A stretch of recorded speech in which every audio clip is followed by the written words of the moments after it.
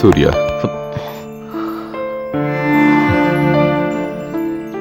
அண்ணா நீங்க அப்பா அடிச்சதுனால வந்த கோவம் ராத்திரியோட மறந்துருப்பேன்னு நினைச்சேன். நான் ஸ்டேஷனுக்கு போய் பார்த்தேன், நீ இல்ல. உன் மனசுல என்னதானே நினைச்சிருக்க?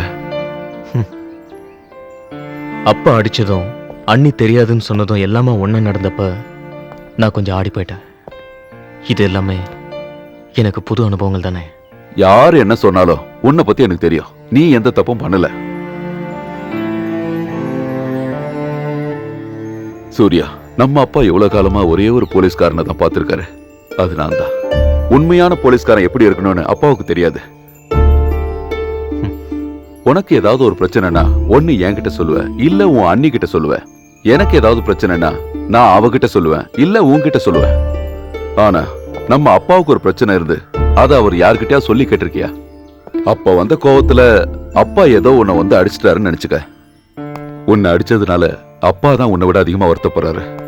அதனால நீ எந்த காரணமும் சொல்லாம இப்பவே இந்த நிமிஷமே நம்ம வீட்டுக்கு வர வா, போலாம். வரேன். என்ன இருந்தாலும் என்ன அடிச்சது அப்பா தானே. அது மட்டும் இல்ல, மனசு வலிக்கிற மாதிரி ஒரு வார்த்தை சொன்னாரு.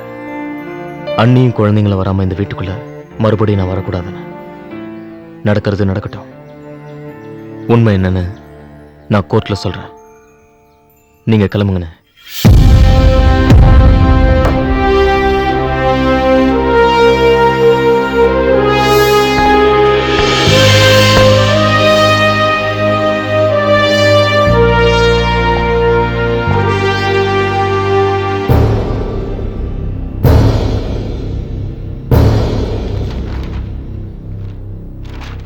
Yes, proceed.